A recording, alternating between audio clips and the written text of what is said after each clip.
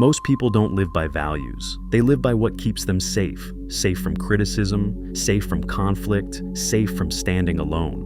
We're told this is maturity. We're told this is being a good person. But over 100 years ago, Friedrich Nietzsche warned that a society built on comfort and approval doesn't become moral. It becomes afraid. It becomes weak. And once fear starts deciding what's right and wrong, truth becomes optional. This video isn't about Friedrich Nietzsche. It's about the way we think today, and why most people won't like what it reveals. Because once you see it, it's hard to unsee.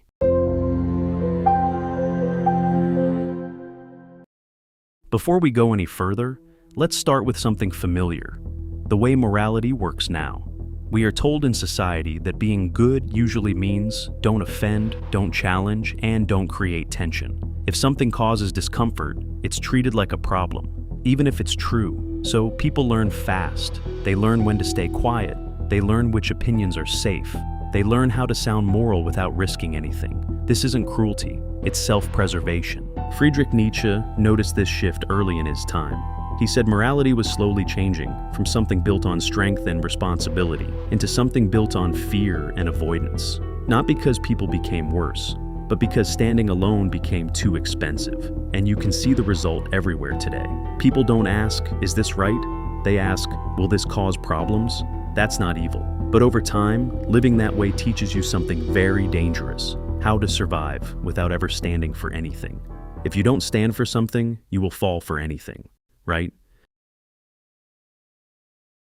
For most of human history, people didn't have to invent meaning from scratch. There were shared reference points, beliefs, principles, ideas that guided people's lives. They told people what mattered, what didn't, and what was worth sacrificing for. Then modern life began asking people to decide everything for themselves, without telling them how. When Friedrich Nietzsche wrote the words, "God is dead," he wasn't talking about religion vanishing overnight. He was reacting to a moment when old belief systems were losing authority, and nothing had stepped in to replace them. And that absence changed how people thought. Not just faith, but the idea that something mattered more than personal comfort, opinion, or approval. And here's the part most people misunderstand. When that kind of authority disappears, people don't suddenly become independent thinkers. They become cautious. They start checking the room before they speak. They soften beliefs so they're easier to defend. They learn which opinions are safe and which ones are better kept quiet. Truth slowly stops being about what's right and starts being about what's acceptable. You can see it today in how quickly people change their tone depending on who's listening. What sounds like conviction in one room becomes silence in another, and agreement slowly starts to pass for morality. Friedrich didn't see this as freedom. He saw it as disorientation, a society no longer guided by belief, but by fear of standing alone. So here's a question for you. If your beliefs made you lose approval from others, would you still believe it? When there's nothing solid telling people what matters, they start watching each other instead. There's a pattern you begin to notice once you're aware of it. People don't form beliefs in isolation. They test them first. You ever notice how someone will speak confidently about something until they sense disagreement in the room, and suddenly their tone changes? They watch reactions. They read the room. They sense what's acceptable before deciding what's true. This isn't because people are stupid. It's because being isolated hurts. Standing alone costs social safety, so most people adapt instead. They soften opinions, they add disclaimers, they preface everything with, "I might be wrong," but not because they've suddenly become humble, but because certainty now has consequences. Over time, this creates a strange shift. Beliefs stop being convictions. They become social signals, something you adjust depending on where you are, who you're with, and what reaction you expect. That's how entire groups end up thinking the same way without ever agreeing on why. And the danger isn't disagreement disappearing. It's individuality quietly fading, while everyone convinces themselves they chose it. No force, no commands, just the slow pressure to fit in. And once enough people give in to that pressure, it stops feeling like fitting in.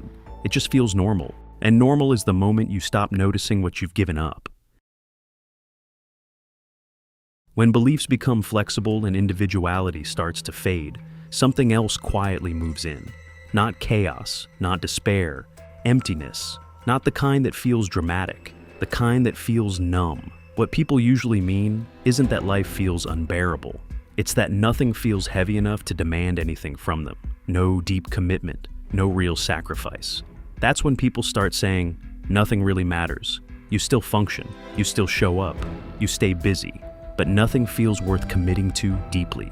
Nothing feels worth risking comfort for. This is what Friedrich Nietzsche later described as nihilism. Not sadness, but the loss of any inner pressure to grow, strive, or change. And here's why it fits our world so well. When life becomes easier, faster, and more comfortable, meaning doesn't disappear loudly. It fades quietly.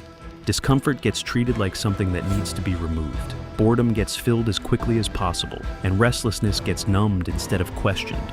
So instead of asking why we feel empty, we distract ourselves from noticing it at all. Scroll, consume, repeat. And the danger isn't that people feel lost. It's that they stop asking whether they're meant for something more. So here's the question, and sit with this one. If nothing in your life demanded courage, sacrifice, or responsibility, would you call that freedom, or would you call it emptiness? There's a mistake people make when they hear all this. They assume the danger would announce itself through despair, chaos, or collapse. But that's not what worried Friedrich Nietzsche most. What worried him was comfort without direction. A world where people are free from struggle, but also free from any inner demand to become more. Because when nothing inside you asks for effort, nothing outside you has to force you. Control doesn't arrive loudly in those conditions. It doesn't need to. People regulate themselves. They avoid risk. They avoid responsibility. They avoid standing out. Not because they're told to, but because it feels easier than resisting. And over time, that ease becomes a trap.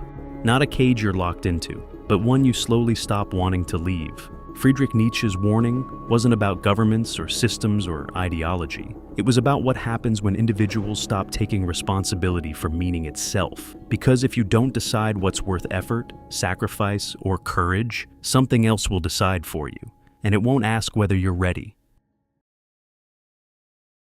This video isn't telling you what to believe. It's asking whether you believe anything deeply enough to let it cost you something. Because comfort can look a lot like freedom until you realize nothing meaningful is being asked of you anymore. And the question isn't whether the world is controlling you. It's whether you've slowly learned to control yourself by never asking more of who you are or what you could become.